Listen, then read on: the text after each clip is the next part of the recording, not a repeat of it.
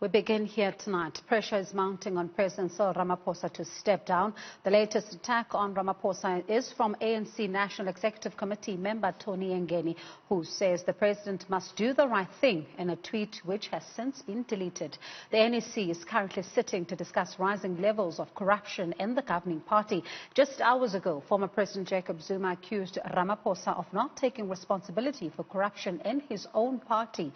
Zuma says in a 12-page letter that the president must lead by example. He says Ramaphosa must come clean about who funded his CR17 campaign ahead of the 2017 ANC elections, which amounted to nearly 1 billion rand. This follows a similar demand this week from former ANC Youth League Deputy President Andile Lungisa. The lambasting follows a letter from Ramaphosa to ANC members where he decries graft within the party.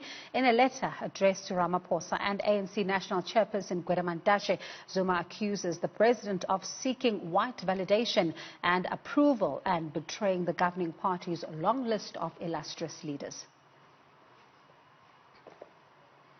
Our politics editor, Ngalwa, joins me now. Sbu, of course, certainly a very busy day, an afternoon that was not anticipated by anyone, but of course it has been delivered, and I'm sure we are, of course, accustomed right now to those Friday night messages, and all of that. But you look at this particular letter, it's not the first time we see such letters between a sitting president and a former president, but the tone certainly is something to really look into. Obviously, it is quite unprecedented and quite scathing in terms of what the issues that President Zuma raises in that letter, saying that President Ramaphosa sold the ANC, has pretty much sold the ANC for 30 pieces of silver. Now, that there's no other definition to that or interpretation other than to say that he's calling him a sellout, so to speak, which actually in political circles is one of the probably the worst insult that you can level against anyone, and more than that, saying that he is a lackey of white capital. But I think what the president is actually, what this shows is that actually this is the challenge to President Ramaphosa to actually come clean about his funders, because this issue is not going to go away. Remember that now the matter is before the Constitutional Court, and there are 3 unlikely allies before that court who are calling for the records of the CR17 funders to be public. It's Amabungane, which is an investigative body, and then you have Mbobusisiwe Mkhwebane, who's the public protector, and the EFF. All of them calling for accountability. So I think from a transparency and accountability point of view, perhaps the president needs to relook his strategy. And Sbu, it was always going to dog him, the issue of the sealing of those records. It never did go down well with quite a number of people, because as he was, of course, he campaigned on a ticket of transparency, and the sealing of those documents was always going to be something that puts him in a vulnerable position. Obviously, and the issue of funding and funders, and this also moves, taking it away from the personal campaign, but also to political party funding. That is one of the things that are actually that we have to get to in South Africa. Let us know. He should not have to hide who funded him. And the reality is that most of those details are already out in public, having been leaked. And also to have someone like Jacob Zuma calling you out, that actually tells you that something is wrong, because Jacob Zuma is no lodestar of righteousness, not by a long shot. But actually, all that he has done, he has identified a weakness in Ramaphosa, and that's what they're capitalizing on. And all the opponents of President Ramaphosa seem to be raising this one issue. So I think that if he's serious and is calling for everyone to come clean about corruption and for corruption to be dealt with, he has to take the lead on this one so that he can be able to tackle the issue within the ANC. And Sbu, I want us, not to ignore something very significant here. This letter is dropping right as the ANC prepares itself to go to a very difficult meeting, because it's been going through a very difficult time. Surely this was well calculated, and you look at the fact that earlier on we saw that decision taken by the ANC in KZN, and now we're here. Obviously, I think that it's clear, it's always been clear that the ANC is divided into different factions, and I always argue that Cyril Ramaphosa did not win the conference. at Nasrec. He won the ANC presidency, and the makeup of that NEC actually shows that in that it's pretty much split between those who are seen to be backing Ramaphosa and those who support Ace Magashule and by extension Jacob Zuma, and that comes out in some of the articulations and some of the public spats that we have seen. So the timing of that letter is actually rather curious and also quite telling, because it is intended to actually influence the outcomes of the deliberations at this NEC meeting, because you have a President Ramaphosa opening the meeting and obviously taking a similar line as he did in his letter 7 days ago, coming to this meeting. If he when he raises those issues, it's easy for other NEC members to counter him, raising the very same point about the funding of his CR17 campaign. Hence, I'm saying that he should actually free himself of that burden, because it's already out. We already know it. There's no principle in hiding the funders of his campaign. They funded him. He may not like their makeup, and it may feed political narratives, but he has to free himself of that burden. And we have been bringing excerpts of that letter to our viewers tonight, as they look at really what is being said there. But particularly one of the things that I just want us to get into is that he says, in your letter, which you state what you view as one of the greatest challenges since the advent of democracy, you regrettably place the scourge of corruption right at the doorstep of ordinary members of the ANC, most of whom are the urban and rural poor working class people who have never abused state resources. In their numbers, they live in abject poverty, waiting for the ever-elusive better life for all you and I promised them.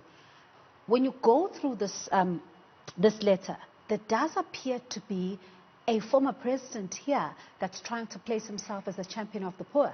Exactly. It is Jacob Zuma actually projecting himself as the representative of the poor and also of the rank and file ANC members. And it is true, Bongiwe, that the ordinary member of the ANC is lying in some far-flung area, in some township, far removed from issues of PPE corruption and far removed from all the corruption that is happening within the state.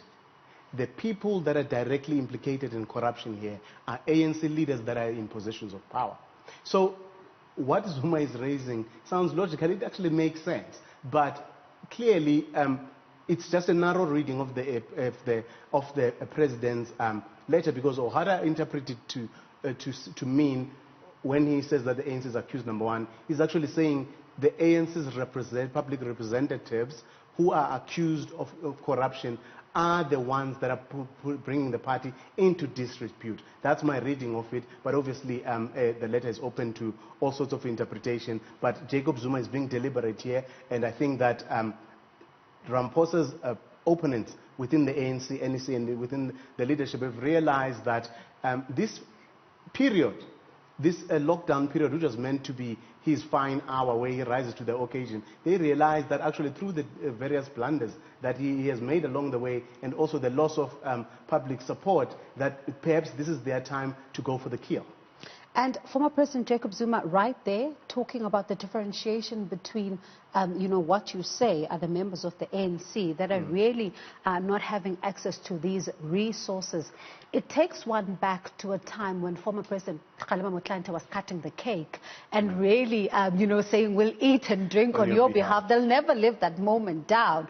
So really, there is a suggestion here that there are two different or more different ANC members here. You're seeing a different member in the leadership. You're seeing a different member, as of course, with the rank and file. Does that really paint a picture of an ANC that has a different kind of membership and not an ANC that is said to have one card-carrying membership? Look, the reality is that I think, Bongiwe, for me, how I view this is that the ANC is at a point where, if you look at the tone of the last NEC meeting, the statement that emerged from there, where the party took a hard line against corruption, and that come today's meeting, where it's meant to be solely dealing with issues of corruption and some of the recommendations from that last meeting. And if you look at the decision that was taken earlier today by the PEC in KZN, it tells you that the ANC is actually probably at a point where they realize that they may not have been fully in touch with what is happening out there with the public sentiment. There's a very negative public sentiment, which I think some leaders in the ANC are starting to realize and actually are alive to, and they actually are also alive to the danger that it poses for the party, particularly in a province like Gauteng, going into next year's elections. But the reality is, ANC battles are hardly about the general membership or about South Africa. They are actually always about personal interests of the various leaders. And I do not think even the battle in that NEC meeting today, going into the weekend, it's not about you and I. It's not about the ANC's rank and file. It's about power and influence. And well, I want us to talk about that meeting because, you know, we know that when they go into those meetings, they're not allowed to carry some electronic devices. But a tweet emerged this afternoon, which has since been deleted, and that's ANC NEC member Tony Ngeni saying the president must do the right thing. We've, of course, seen these words when they were calling for President Jacob Zuma to resign. They were saying that he must do the right thing. What are we hearing is the mood in that meeting? Because surely after this letter, surely when we saw Andile Lungisa, when we saw that letter from Brian Molefe, when we saw what the MKMVA have been saying, and you're seeing this tweet from Tony again, certainly things are not, you know, pretty inside. Look, today's meeting started at 4 p.m.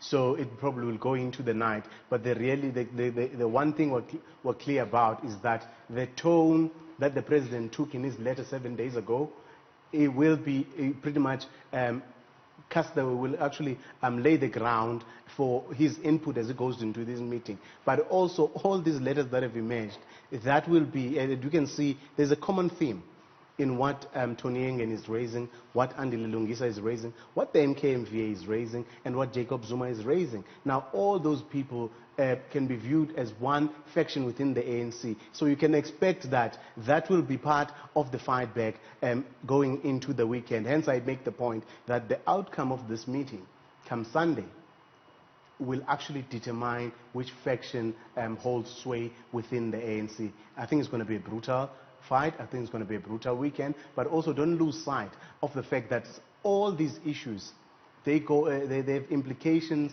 for ANC leaders who are mired in allegations of corruption. And it might well be that they can smell and they can sense that the NPA is at the door.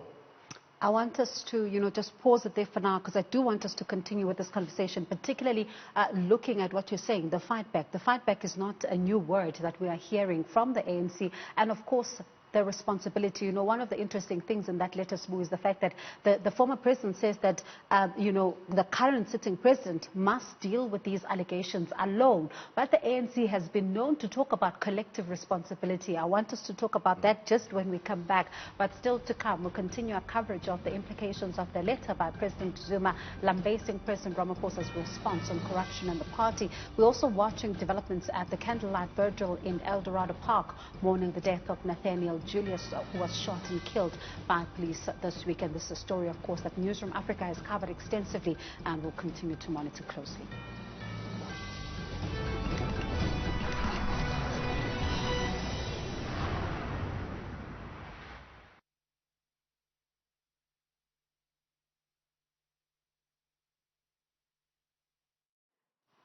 Hi, Qaanitah, it's Bongiwe. Can you hear me? Yes. Are you not happy about my interview? No.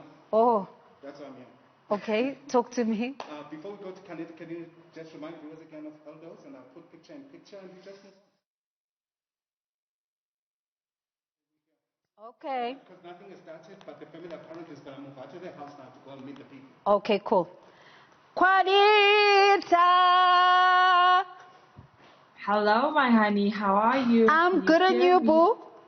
Sounds so chilled. I'm all well. You sound so chilled for a Friday when Zuma's dropped a letter. No, I'm a calm person. I'm zen. Nothing can take away my peace. Stand by. You can ask me. Good.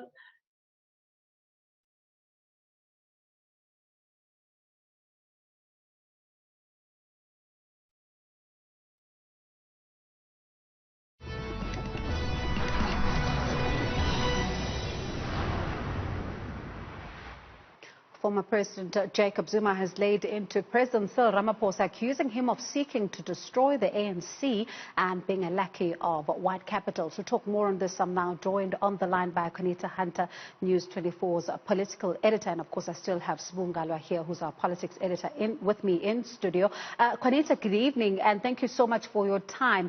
What do we make of this letter, and are we really surprised? Yeah, I think definitely this letter is setting the tone for the meeting that just started at 4 p.m. this afternoon. The ANC's National Executive Committee is meeting, and before that, the National Working Committee, with one sole agenda, and that was to focus on corruption and to decide what happens to the party leaders and members who are charged with corruption, what should happen with them. That means there's a very strong likelihood that they would be instructed to vacate their office and their jobs and resign from their positions, whether it may be in parliament or in provincial legislatures. And so definitely we saw this coming because President Cyril Ramaphosa set the mood for what was to come last week in his letter to ANC members. It was an open letter. And then subsequent to that, you saw a number of different manifestations of pushback to what Ramaphosa asserted. So it boils down to now whether it is whether the party is going to be to take a firm stance against corruption, or whether all of these side issues that we've seen in the week culminating in this letter, in this very explosive letter that former President Jacob Zuma wrote to his successor Cyril Ramaphosa today. And so I think what we're going to see is just a consolidation of all of this, and this letter provided the ground and the cover of what's to come. And Qaanitah, certainly in this letter, cannot be seen in isolation. Given the recent events that we have been seeing, we saw Andile Lungisa. We have now, this afternoon saw a tweet by Tony Ngeni saying that the president must do the right thing. We saw the MPA coming out calling for accountability. We're now seeing this letter. We also saw a little earlier on today the ANC in KZN asking former eThekwini Mayor Zandile Kumete to step aside. Surely this is at all, related and cannot be read in isolation. Absolutely. You would see a story that News 24 had written, and other media houses as well, written just moments ago, around what happened in the NWC meeting before the NEC meeting, where Tony Ngeni had said to President Cyril Ramaphosa that he should lead by example and he should step aside because he is facing allegations of vote buying at the 2017 NASDAQ conference. And if you look at former President Jacob Zuma's letter, that is what is what he uses as a basis to attack Ramaphosa, to for the very first time to openly and manifestly dig in to his links to white monopoly capital, to dig in against his spokesperson who's accused of his corruption, of his own son who's been linked to government tenders. And so there's definitely a line of march that has been issued, and you cannot look at it in isolation, and that the responses from those aligned to former President Jacob Zuma is all in tandem, and you see it manifesting in the different letters to the Integrity Committee, now in Jacob Zuma's his own letter. You see it in public comments as well. And so I think this NEC meeting is reminiscent of the one, I think it was 2016, where it was a very famous NEC meeting, and you'd recall that that it was, the Kuruleni mayor was getting married, and a lot of the NEC members were not present at that particular meeting, where Derek Hanekom stood up and then proposed that then President Jacob Zuma should resign amid all of the state capture allegations. And there was literally a scurry to get back to the NEC meeting for them to block that motion. And so you see that similar energy on both sides of this particular debate. People who are supportive of former President Cyril Ramaphosa, former President Jacob Zuma rather, sort of coming forward with a unified approach to say, you cannot talk about corruption if we do not have a conversation around your campaign and the CR17 campaign and who was involved in that campaign, and those that were involved need to also go and account to the ANC Integrity Committee. So the last NEC meeting, Bongiwe, where there was a definite back and forth. There was finger pointing. It was whataboutism. So when people mentioned state capture, then Bosasa was mentioned. When someone mentions corruption allegations, then another person mentions accusations about gender-based violence. So it's a constant finger pointing, and I don't know if the ANC, whatever's left of the ANC leadership, will be able to transcend and come forward with some resolution on the matter. And I know, Qaanitah, of course, you don't have a lot of time with us tonight because you do have deadlines to meet. But just as a final question from me, former President Jacob Zuma says, telling at what you've just said, he says that what the president has done by, writing that letter to ANC members, he's basically, put emboldened those who are looking to destroy the party, seemingly even saying that the current sitting president is, has also had a hand in destroying the party. But certainly, if you look at events and the ANC over the years, it really does not have a squeaky clean image. And therefore, even those, because factionalism is not new to the ANC, those that are siding with President Cyril Ramaphosa here can argue the 9 wasted years. Absolutely, and I think it was preemptive, and former President Ramaphosa, former President Jacob Zuma. Sorry for this constant mistake. I don't know if I'm predicting something. No, if you know the outcome of what is to happen. I mean, Tony again, he did say that Ramaphosa must resign, but no, absolutely not. What I meant to say is that former President Jacob Zuma. Basically covered his base in the sense that I know people will point fingers at me, but I have to say this, and so it almost it sets the tone of you on the side of white monopoly capital. And I mean, this is a playbook from the state capture era. This is a playbook from the Gupta Bal Pottinger era, and it's reinventing itself, and it's resurfacing in 2020. And the reality of it is that the Ramaphosa, we understand that he has put his foot down in the sense that he has asserted that society has now associated the ANC with corruption, and that now you cannot shy away from that fact. And I think that obviously his supporters will further that argument.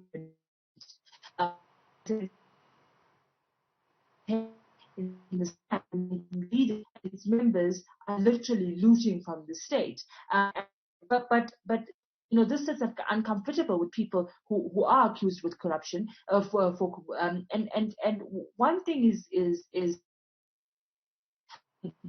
that those that are supportive of Cyril Ramaphosa will make out that those who are opposing his views on corruption are people themselves implicated for wrongdoing and corruption, and are facing some sort of trial. Tony again is a convicted fraudster. Former President Jacob Zuma is on trial for corruption.